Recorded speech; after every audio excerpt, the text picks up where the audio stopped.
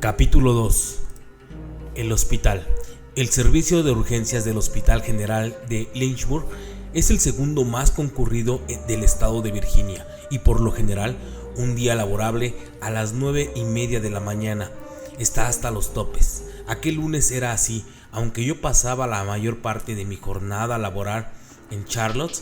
Había realizado innumerables operaciones en ese hospital y conocía a casi todo el personal. Laura Porter, una médica de urgencias a la que conocía y con la que había trabajado estrechamente durante 2 años, recibió una llamada desde una ambulancia en la que se le informaba de que un varón caucásico de 44 años, en estado epiléptico, estaba a punto de llegar al centro. Mientras se acercaba a la entrada de las ambulancias, repasó mentalmente la lista de las posibles causas del estado de su paciente.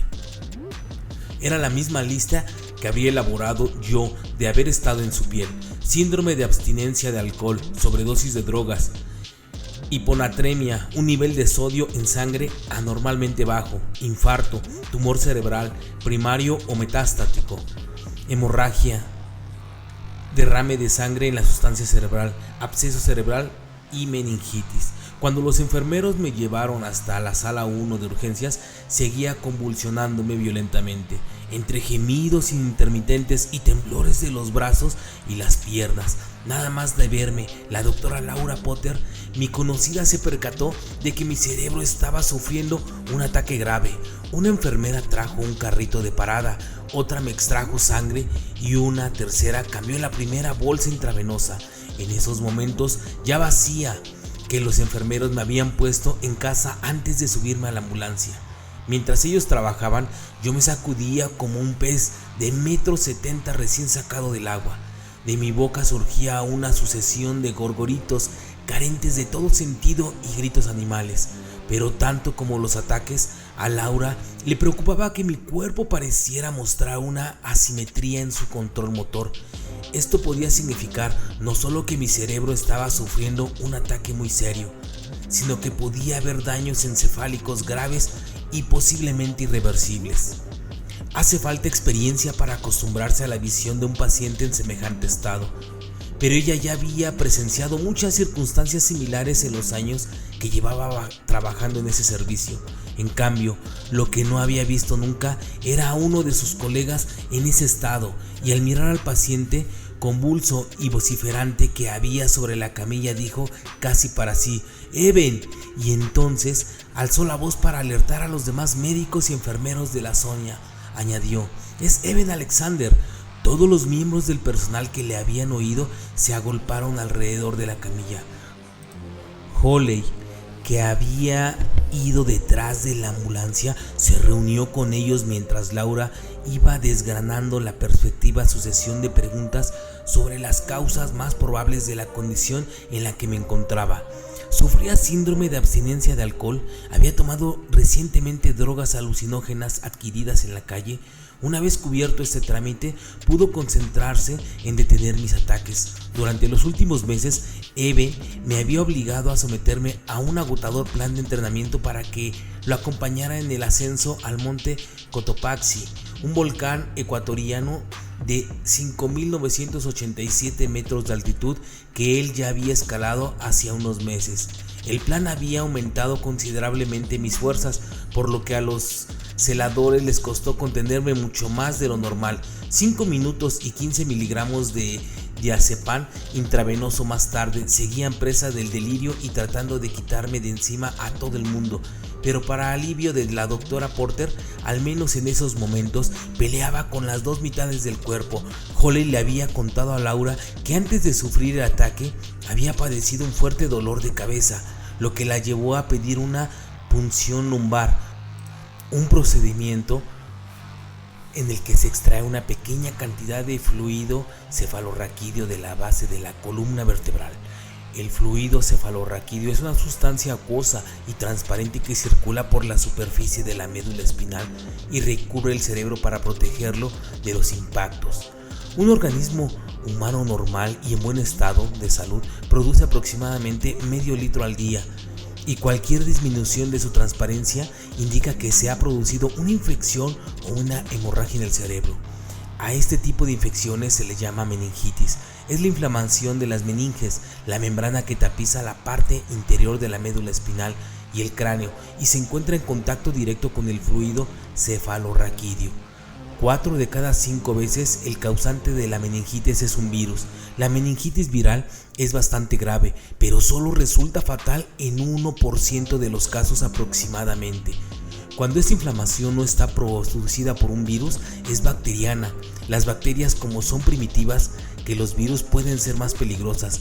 Este tipo de meningitis resulta indefectiblemente fatal si no se trata con un método adecuado, e incluso si se contrarresta de manera rápida con los antibióticos apropiados.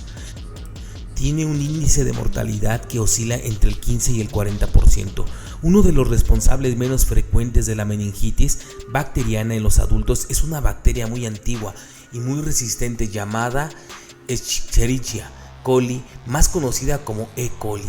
Nadie conoce su antigüedad exacta, pero se calcula que oscila entre los 3 y 4 mil millones de años. Se trata de un organismo sin núcleo que se reproduce por el primitivo, pero sumamente eficiente método conocido como fisión binaria asexual, es decir, dividiéndose en dos. Imaginemos una célula llena de esencia de ADN y capaz de absorber nutrientes, por lo general procedentes de otras células a las que ataca y absorbe directamente a través de su pared celular. Ahora imaginemos que es capaz de copiar de modo simultáneo varias cadenas de ADN y dividirse en dos cada 20 minutos aproximadamente. En una hora se ha convertido en 8. En 12 horas en 69 millones. Al cabo de 15 horas hay 35 millones. Este crecimiento exponencial solo remite cuando comienza a acabársele el alimento. Además, la E. coli es sumamente promiscuo, puede intercambiar sus genes con otras especies de bacterias por medio de un proceso llamado conjugación bacteriana, que la permite adoptar rápidamente otros rasgos como la resistencia a los nuevos antibióticos. Cuando los necesita, su sencilla eficiencia le ha permitido perdurar en el planeta desde los primeros tiempos de la vida unicelular. Los seres humanos llevamos con E. coli en nuestro interior, generalmente en el tracto gastrointestinal. En condiciones normales esto no supone una amenaza, pero cuando alguna variedad de esta bacteria, que se ha vuelto especialmente agresiva por la absorción de cadenas de ADN ajenas, invade el fluido cefalorraquídeo que envuelve la médula espinal y el cerebro. Esta primitiva célula comienza a devorar las glucosas del fluido y cualquier otra cosa que pueda encontrar, incluso el propio cerebro. A estas alturas, nadie en la sala de urgencias sospechaba que yo estuviera sufriendo una meningitis por E. coli. No tenía razones para ello. Es una enfermedad rarísima en los adultos. Sus víctimas más frecuentes son los recién nacidos, pero el porcentaje de casos entre los niños de más de 3 meses se va reduciendo progresivamente a medida que aumenta la edad. Cada año, menos de 1 de cada 10 millones de adultos la contrae de manera espontánea. En este tipo de meningitis, las bacterias atacan primero la capa exterior del cerebro llamada corteza. La palabra corteza viene del latín corticea, que significa cáscara o corteza del árbol. Si pensamos en una naranja, la cáscara vendría a ser el equivalente de la corteza, que en el caso del cerebro rodea sus partes más primitivas. Alberga las funciones relacionadas con la memoria, el lenguaje, las emociones, la percepción visual y auditiva y los procesos lógicos.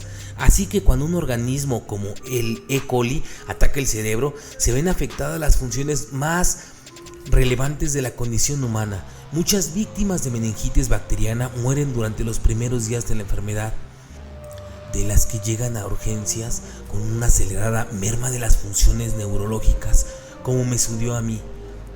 Solo el 10% tiene la suerte de poder contarlo, aunque en este caso se trata de una suerte relativa, puesto que muchos de ellos pasan en un estado vegetativo el resto de sus días. Aunque la doctora Porter no pensaba aún en una meningitis bacteriana, sospechaba que podía padecer alguna forma de infección cerebral, razón por la que había decidido pedir una punción lumbar.